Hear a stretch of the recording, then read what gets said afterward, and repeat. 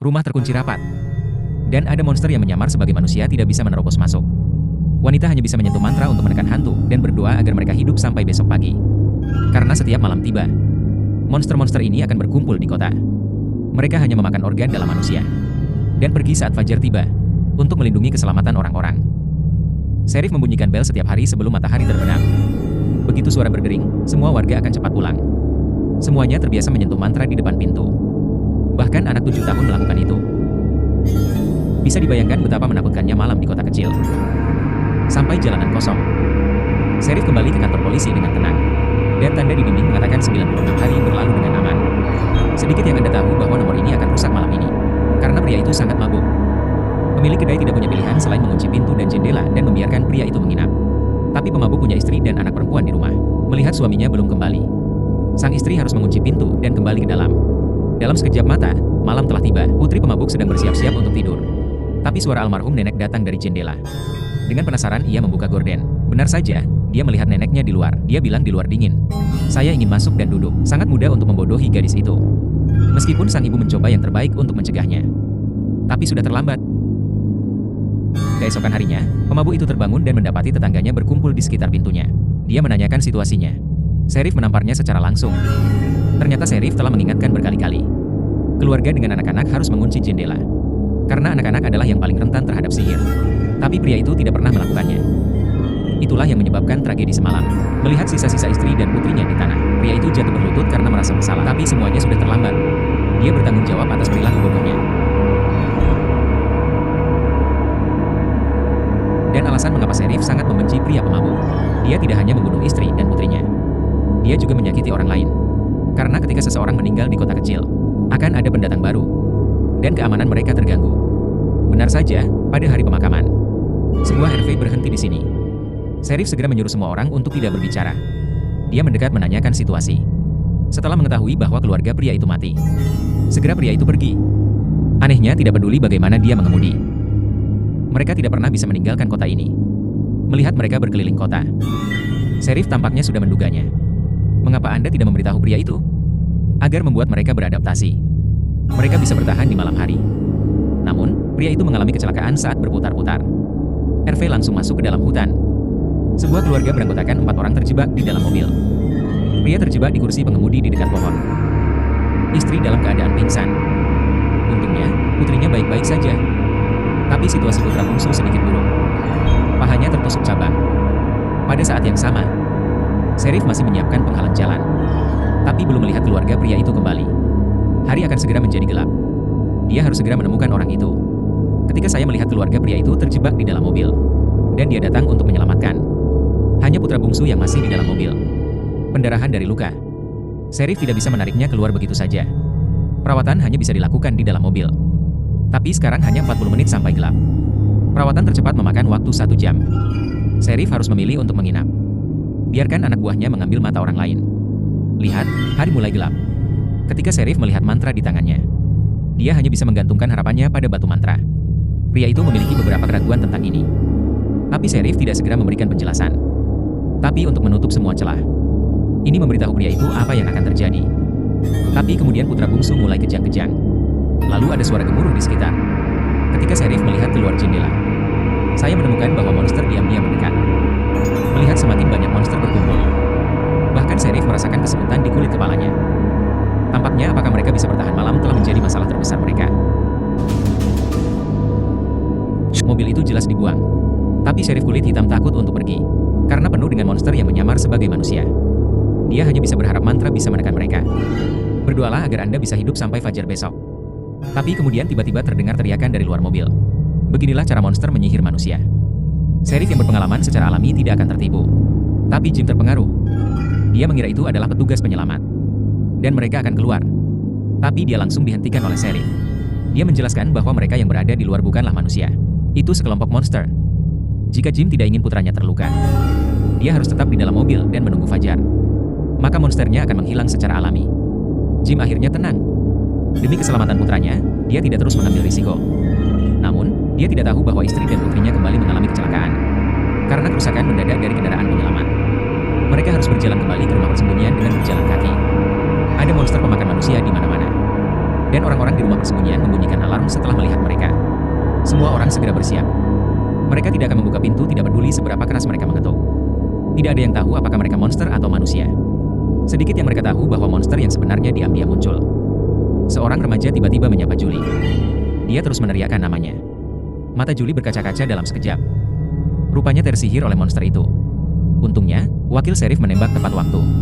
Langsung menembak remaja itu. Namun pihak lain orang akan berada dalam bahaya. Pemimpin wanita buru-buru meminta kepala botak untuk membuka pintu. Ini menyelamatkan hidup mereka.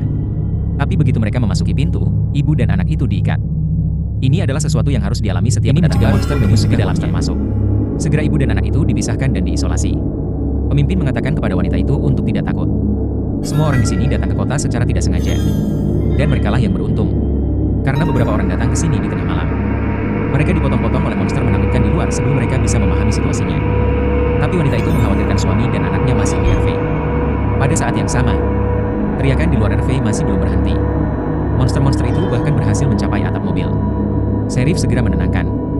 Selama ada mantra, monster nyata tidak bisa masuk. Dan mereka harus tenang agar tidak terpengaruh. Benar saja, tidak ada gerakan di sekitar. Namun anehnya, Jim tiba-tiba bangun di tengah malam. Dan dengan penasaran menurunkan mantranya. Dokter segera menghentikannya. Tapi tetap selangkah terlambat tidak. Ternyata itu hanya mimpi buruk. Mereka berhasil melewati malam. Dan tim penyelamat tidak bisa datang. Setelah melihat beberapa orang baik-baik saja, mereka semua menghela nafas lega. Tapi pendatang baru harus memilih tempat tinggal. Yang lainnya pindah ke kota kecil. Meskipun rumah memiliki ruang yang lebih pribadi. Tapi bahayanya bahkan lebih. Jika Anda memilih untuk tinggal di kota kecil, mereka harus memeriksa mantranya sebelum gelap. Dan keluarga dengan anak-anak harus waspada dengan jendela.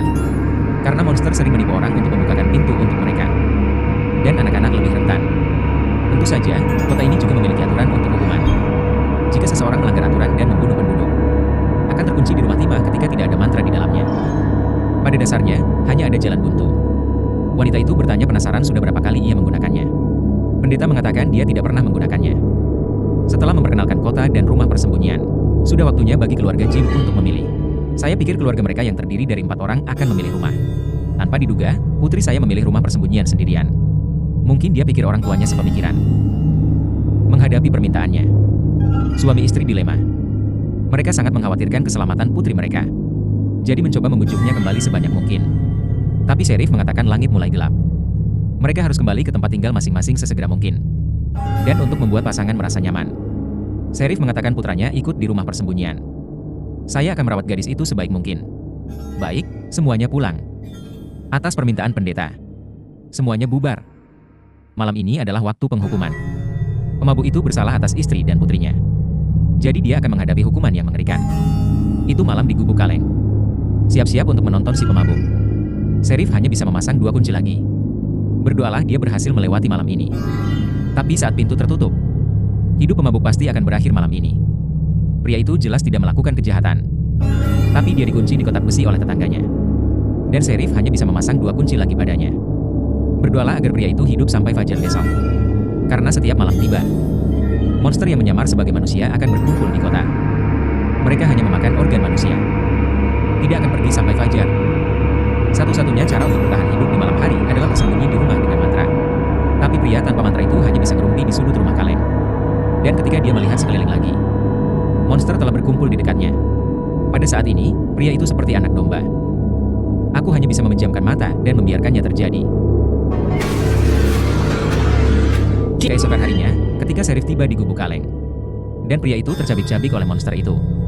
Melihat pemandangan menyedihkan di depanku, Serif tidak terlalu sedih, karena dia sudah terbiasa dengan adegan ini. Namun, sejak ini terjadi, hal-hal aneh terus terjadi di kota. Dan kali ini di restoran. Karena keluarga Jim baru saja tiba di kota, Serif memberitahu mereka apa yang harus dilakukan di malam hari. Tanpa diduga, lengan pelayan tiba-tiba membengkak. Tidak sadar apa yang terjadi, dia bermunculan dan pingsan. Tapi ini baru permulaan. Karena apa yang terjadi di rumah persembunyian bahkan lebih aneh. Saya melihat seorang pria yang terus menggali lubang yang dalam. Tampaknya sedang mempersiapkan tempat untuk mengubur mayat. Apa yang kamu lakukan, kamu membuat orang takut. Saya hanya mencoba untuk maju mulai kali ini, kata-kata Victor mengejutkan pemimpin. Apakah lebih banyak orang akan mati di kota? Tapi tidak butuh waktu lama. Victor menemukan anak kecil Ethan. Meski keduanya belum pernah bertemu sebelumnya. Tapi ada hubungan khusus. Mereka semua bisa melihat anak kecil berbaju putih. Dan pihak lain memilih Victor sebelumnya. Membantunya lolos dari banyak krisis. Tapi kemudian menghilang untuk beberapa alasan. Dan sekarang Ethan melihat anak kecil itu lagi. Sesuatu yang besar bisa terjadi lagi. Jadi Victor memutuskan untuk bertanya. Benar saja, di dalam hutan ia melihat anak kecil itu lagi. Tapi dalam sekejap mata, pihak lain menghilang. Victor mengira dia bersembunyi di lubang pohon. Karena tidak ada yang tahu kemana arahnya. Saya melihat Victor mengambil batu. Lalu pasang wajah tersenyum di atasnya. Dan melemparkannya ke lubang pohon di depan Ethan. Tapi detik berikutnya, batu itu jatuh dari langit lagi. You never know where you'll end up. It could be somewhere close, it could be somewhere far. Victor mengatakan masih banyak lagi yang seperti ini. Tapi yang ini belum pernah dia lihat. Ngomong-ngomong, Victor tiba-tiba merasa sakit kepala. Rasa krisis muncul di benak saya dalam sekejap. Pada saat yang sama, sang ibu menemukan bahwa putranya telah menghilang. Jadi dia dengan cepat berlari ke hutan untuk menemukannya. Tapi tak terduga, dia tiba-tiba dikelilingi oleh sekawanan mereka akan diserang. Suara tembakan melepaskan keduanya dalam sekejap. Jadi itu Victor dengan Ethan. Setelah melihat anaknya selamat dan sehat, pasangan itu lega. Sedikit yang mereka tahu bahwa krisis yang lebih besar diam-diam mendekat. Setelah putra mereka kembali ke rumah, pasangan itu tidak beristirahat. Sebaliknya, dia mulai memikirkan cara untuk melarikan diri dari kota. Mereka menulis semua pertanyaan di dinding. Tapi masih belum bisa menemukan kenapa bisa muncul di sini. Tapi ucapan sang istri membuat keduanya bergidik.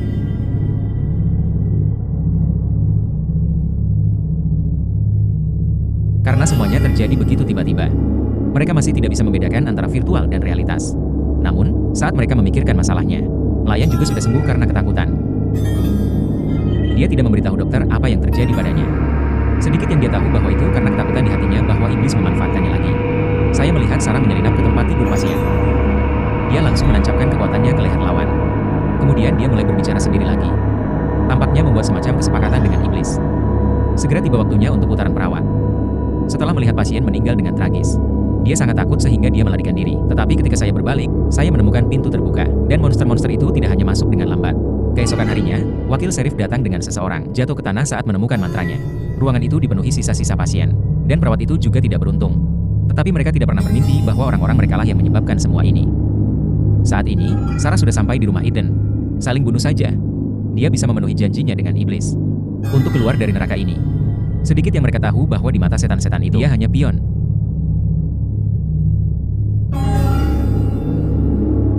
Untuk memenuhi janji dengan iblis, wanita itu datang ke rumah anak laki-laki itu dengan pisau dan membunuhnya begitu saja. Dia bisa meninggalkan kota ini. Sedikit yang dia tahu bahwa tindakan gila ini akan membuatnya menyesal selama sisa hidupnya. Tapi Sarah tidak langsung melakukannya. Sebaliknya, dia memikat bocah itu ke peternakan. Karena dia membunuh pihak lain di sini, dia bisa menyalahkan monster itu. Tapi saat salat akan segera dimulai. Tapi dia kebetulan ditabrak oleh saudaranya yang datang. Sarah, apa yang kamu lakukan? Beginilah cara kita pulang. Terganggu oleh salat. Bocah itu melepaskan diri dan melarikan diri. Dan kakak juga dengan cepat memeluk salat itu. Karena takut dia akan terus melakukan kesalahan. Namun dalam perjalanan untuk melepaskan diri, ia tak sengaja menggorok leher kakaknya.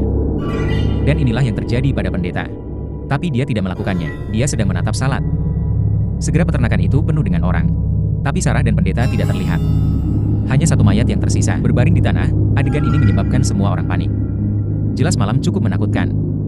Tapi sekarang tidak aman di siang hari. Dan inilah hal yang aneh, pendeta dengan jelas melihat salat. Tapi sengaja menyembunyikannya. Jelas ada sesuatu yang terjadi. Dan untuk menenangkan orang banyak, dia bilang salatnya lari ke hutan. Jika kamu kembali sebelum gelap, dia dan Sheriff akan segera membawanya. Tapi jika kamu tidak kembali, ini membuktikan bahwa salat telah mati di tangan monster. Setelah semua orang mendengarnya, mereka pergi dengan damai. Tapi mereka bahkan tidak bisa memimpikannya. Seorang wanita dipenjara di ruang bawah tanah sebuah gereja. Dan orang ini adalah Salat yang baru saja lolos. Menurut peraturan kota, Salat harus dikurung di rumah timah selama 1 malam. Alasan mengapa pendeta menyelamatkannya, tujuannya adalah untuk keluar dari neraka ini. Karena dia tahu bahwa Sarah bisa berkomunikasi dengan setan. Jadi saya ingin menjaganya sebanyak mungkin. Melihat bahwa pendeta sudah tahu segalanya. Sarah tidak lagi bersembunyi. Dia mengatakan bahwa selama kondisi pihak lain terpenuhi, orang-orang di kota kecil bisa keluar hidup-hidup. Dan pengkhotbah bertanya-tanya mengapa dia percaya ini. Namun belum sempat Sarah menjawab, dia tiba-tiba menjadi sengsara. Mereka bahkan memintanya untuk membawakannya pena dan kertas. Mereka ingin aku menunjukkan sesuatu padamu. Segera Salat selesai dengan mic. Tetapi pendeta itu sedikit bingung ketika dia melihat pola aneh di atas kertas. Tapi kata-kata Sarah selanjutnya hampir membuat pendeta itu menuruni gunung. Mereka bilang mereka melihatmu mengubur tas itu. Dan kemudian ini adalah bukti bahwa sejak hari pertama dia datang ke kota, iblis memperhatikan dia. Dan itu mengingatkannya akan hal itu. Jadi saya segera membawa alat saya ke tempat paket itu dikuburkan. Benar saja, setelah pencarian, saya menemukan bahwa tas dari tahun itu masih ada di tempatnya dan ada gaun berdarah yang tersembunyi di dalamnya. Adapun pola yang digambar setan, sama persis dengan kemasan makanan ringan di tasnya. Tampaknya setiap orang yang datang ke kota menyembunyikan rahasia yang berbeda sebelumnya. Pada saat yang sama, Sheriff juga mencari cara untuk keluar kota. Dia tidak ingin terjebak di sini selama sisa hidupnya, menjalani kehidupan yang penuh ketakutan sepanjang siang dan malam. Dan terakhir kali dia bermalam di RV, dia memutuskan untuk pergi ke hutan. Disitulah monster berada. Semua orang menganggap hutan sebagai area terlarang, tapi Sheriff berpikir mungkin ada jalan pulang. Jadi dia menyimpan persediaan dan peralatan dan berencana pergi jauh ke dalam hutan untuk melihat. Lagi pula, dia mendapatkan mantra yang bisa menghentikan monster di hutan. Dan Sheriff secara khusus mengatakan kepada wakil Sheriff untuk menggantikannya sebelum pergi. Tapi ini ditentang oleh pihak lain. Karena Sheriff adalah ketenangan pikiran kota. Hanya dia yang bisa meyakinkan semua orang. Dalam keputusasaan, Sheriff harus mengungkapkan sebuah rahasia. Ternyata dia menderita Parkinson. Tangan dan kaki sudah mulai berkedut.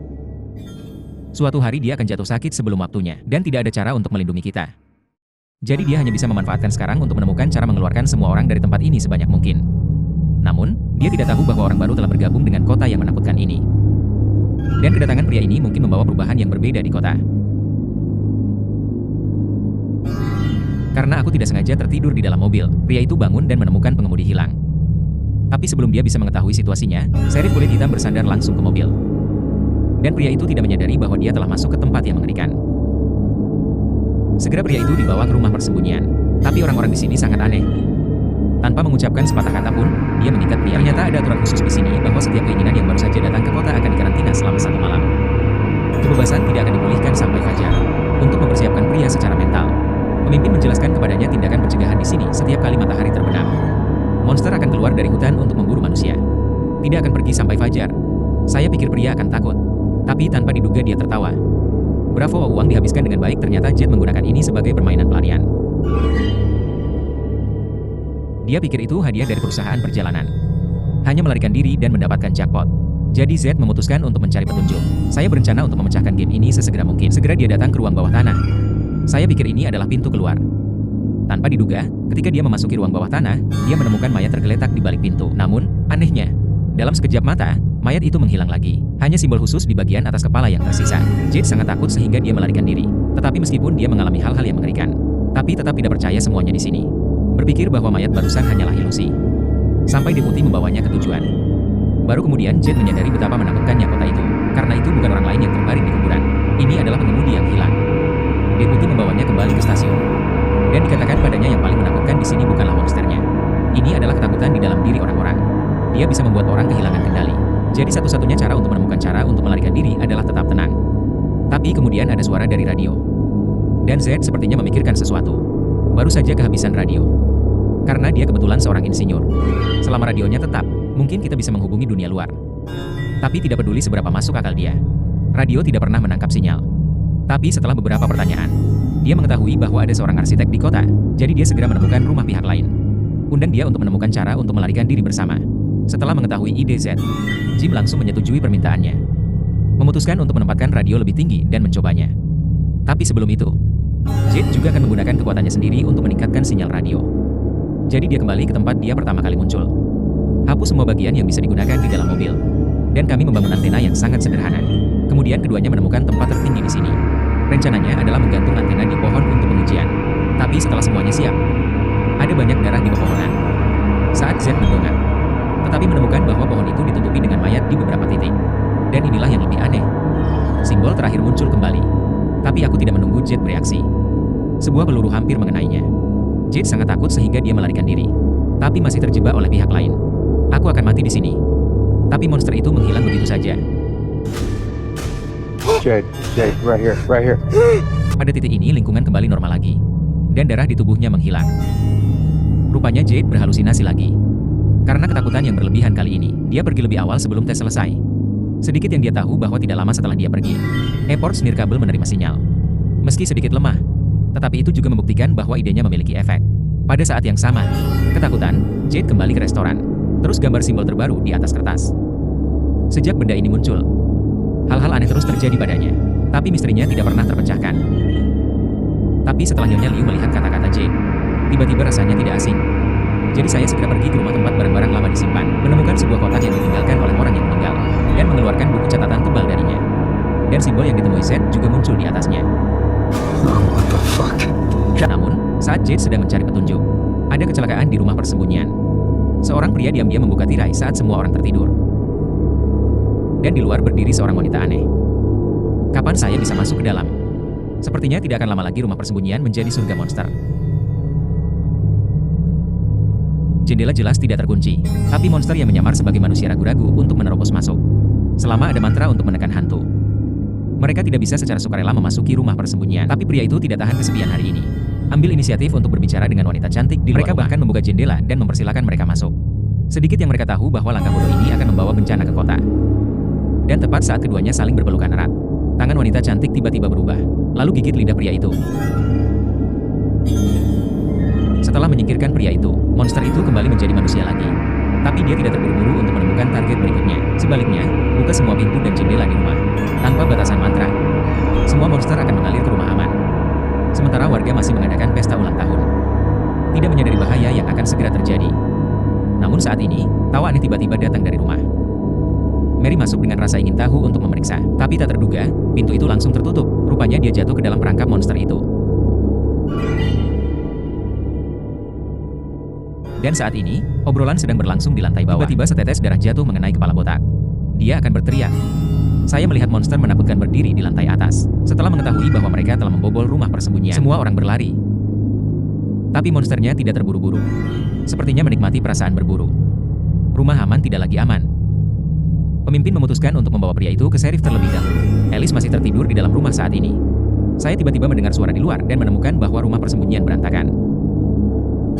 Dan ada mayat di seluruh tanah. Sebelum dia mengetahui situasinya, seorang monster berlumuran darah datang ke arahnya. Untungnya, Alice merespons dengan cepat. Dia buru-buru memecahkan jendela dan melompat turun meski lenganku patah. Tapi sekarang aku tidak terlalu peduli, karena monster di belakangnya telah menyusul. Akhirnya, dengan bantuan teman-teman, keduanya melarikan diri ke sebuah bilik. Dan mereka hanya bisa berdoa untuk bertahan hidup sampai besok dengan mengandalkan mantra untuk menekan para hantu. Pada saat yang sama, malam sebelum sheriff seharusnya pergi, semua yang diakui pendeta kepadanya. Dia mengatakan Sarah tidak melarikan diri tetapi dikurung sendiri. Karena dialah satu-satunya yang bisa menghubungi iblis. Mungkin menemukan cara untuk melarikan diri dari kota. Kemudian pendeta menceritakan sebuah kisah kepada sheriff. Dia membunuh seorang pelaku kekerasan dalam rumah tangga bahkan sebelum dia memasuki kota. Pengkhotbah ingin bunuh diri. Tetapi pada saat-saat terakhir hidupnya, dia mendengar suara Tuhan. Dan kemudian, di bawah arah suara itu, dia berakhir di kota kecil ini. Dan mengubur hal sebelumnya di tanah. Tidak ada yang tahu tentang ini. Tapi sekarang ditemukan oleh Salat. Pengkhotbah berpikir itu bukan kebetulan, itu pemeliharaan. Oke, kami menggunakan hubungan ini untuk keuntungan kami, dan pendeta memutuskan untuk pergi ke hutan bersama sheriff untuk mencari tahu. Untuk membantu penduduk melarikan diri dari kota. Tapi saya belum menunggu sheriff setuju. Ada peluit di sekitar. Keduanya dengan cepat berlari keluar untuk memeriksa situasi. Saya menemukan bahwa pemimpin membawa orang. Rupanya sesuatu terjadi pada rumah persembunyian. Keduanya dengan cepat mengevakuasi orang-orang di dalam mobil. Tapi ini masih malam. Sebelum pendeta bisa kembali, dia diserang oleh monster. Meskipun sheriff menembak tepat waktu untuk mendukung, serat pendeta kembali ke rumah dengan cepat. Karena pendarahan yang berlebihan, pendeta masih tidak bisa melewati hanya satu malam. Ada banyak korban di kota kecil. Sheriff tahu dia tidak bisa terus menyeretnya keluar. Dia harus menemukan cara untuk melarikan diri secepat mungkin. Jadi dia segera pergi ke ruang bawah tanah gereja. Menemukan Salat yang terperangkap di sini. Dan itu adalah keinginan pendeta. Sekarang hanya hutan yang belum diinjakan kaki. Meskipun ada sarang monster. Tapi selama kita bisa mengeluarkan semua orang dari kota, bahkan jika itu neraka, dia akan melakukannya. Jelas tidak ada seorang pun di hutan, tapi pohon itu penuh dengan botol kaca. Dan sheriff baru saja akan menurunkannya dan memeriksanya. Gadis di sekitarku menjadi sengsara. Kemudian dia mengalami koma. Tidak ada jalan, sheriff harus menginap. Tapi hutan ini adalah sarang monster. Setiap kali hari gelap, mereka keluar untuk memakan orang. Dan sheriff hanya bisa mengandalkan mantra untuk menekan hantu dan berdoa agar mereka hidup sampai besok pagi. Lalu Sarah tiba-tiba terbangun, mengetahui bahwa sheriff telah memperoleh botol. Hanya ada deretan angka yang tidak kamu mengerti. Tapi Sarah tidak peduli tentang itu. Sebaliknya, dia terus membujuk sheriff untuk pergi. Karena kali ini berbeda. Tampaknya ada makhluk yang lebih menakutkan di luar sana daripada monster. Benar saja, Salatnya baru saja jatuh. Ada suara aneh di luar tenda. Kemudian tanah bergetar hebat. Akibatnya, keduanya tidak dapat menempatinya sama sekali. Segera ketenangan kembali ke sekitarnya. Tapi sheriff tidak menyerah. Sebaliknya, dia buru-buru mengembalikan kota Fucho ke tempatnya karena takut diserang monster. Anehnya cukup. Di luar masih gelap. Tapi tiba-tiba menjadi cerah. Ini jelas bukan lampu sorot biasa. Mungkin masih ada manusia di sini. Dan saat fajar, sheriff pergi mencari petunjuk. Tetapi ketika saya keluar, Saya menemukan bahwa itu ditutupi dengan sarang laba-laba. Bukan lokasi saat ini sama sekali. Jadi dia hanya bisa menggunakan ingatan semalam untuk berjalan menuju tempat di mana cahaya itu berasal. Tapi tak jauh dari sana terdengar teriakan minta tolong. Sheriff segera bergegas untuk membantu.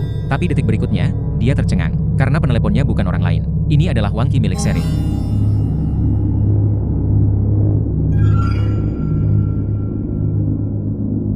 Sama seperti Sheriff melarikan diri, sejumlah besar laba-laba tiba-tiba muncul di sekitar. Beberapa bahkan naik ke atas Sheriff. Meskipun laba-laba akhirnya diusir, tapi Sheriff masih digigit. Pada saat yang sama, dan seluruh kota sibuk, mereka berencana membangun platform tinggi untuk meningkatkan sinyal radio, sehingga terhubung ke dunia luar lebih cepat. Akhirnya, dengan upaya bersama dari semua orang, menara sel dibangun. Radio juga berhasil menangkap sinyal. Tapi kemudian awan gelap besar muncul di kejauhan. Itu mulai mengikis dengan murah hati. Rupanya badai akan datang. Dan sekarang jam terus berdetak. Mereka harus berhubungan dengan dunia luar sesegera mungkin. Tapi tidak peduli seberapa akal sehat Jim, tidak pernah mendapat tanggapan. Cuaca semakin buruk. Mereka sudah kehabisan waktu untuk melanjutkan. Tapi ini radio dan mendapat kenangan. Halo, kali ini tentang itu. Ibunya segera meminta bantuan. Tapi detik berikutnya, dia tercengang. Dia tidak memperkenalkan dirinya, tapi pihak lain tahu namanya. Istrimu seharusnya tidak menggali lebih banyak, Jim. Dan sisi lainnya, istri Jim sebenarnya sedang menggali lubang. Dia curiga rahasia kota tersembunyi di bawah tanah. Belum menggali beberapa kali, tanah tiba-tiba memecahkan celah. Kemudian sang istri jatuh. Tapi tidak sebelum dia mengetahui situasinya, Victor tiba-tiba muncul dari kegelapan. Dia menyuruh wanita itu untuk pergi bersamanya dengan cepat, karena dinamika ini berbahaya. Disinilah mereka tidur. Wanita itu kaget. Tapi Victor tidak punya waktu untuk menjelaskan, karena anak kecil berbaju putih membuatnya melakukannya. Hanya dengan cara ini seorang wanita dapat diselamatkan. Sementara itu, Sheriff menemukan sumber seberkas cahaya semalam. Tidak jauh dari sana berdiri mercusuar misterius. Tapi tepat ketika mereka berdua memiliki harapan, racun di tubuh Sheriff tiba-tiba muncul. Dia tidak bisa melanjutkan. Jadi saya berencana untuk membiarkan Sarah pergi dulu. Hanya dia yang kembali ke kota hidup-hidup. Jadi saya bisa memberitahu semua orang tentang ini. Tapi tentu saja Sarah tidak akan menyerah pada Sheriff. Jadi saya memutuskan untuk tinggal dan menemukan cara. Tetapi pada saat kritis ini, Sarah melihat anak kecil berbaju putih. Pihak lain menunjuk ke lubang pohon tidak jauh dari sana, menunjukkan bahwa sangat aman di sana. Sarah tak sempat memikirkannya saat ini. Tarik Sheriff dan lari menuju lubang pohon. Namun, ketika Sheriff memasuki lubang pohon, salatnya lambat untuk mengejar. Ketika dia mengeluarkan korek apinya untuk menerangi sekitarnya, hanya untuk menemukan bahwa dia telah diteleportasi ke tempat lain, tapi tidak peduli seberapa banyak dia menangis, tidak pernah mendapat tanggapan apapun. Tapi sama seperti dia terjebak, bus lain akan datang ke kota. Sepertinya akan ada orang baru yang bergabung di sini.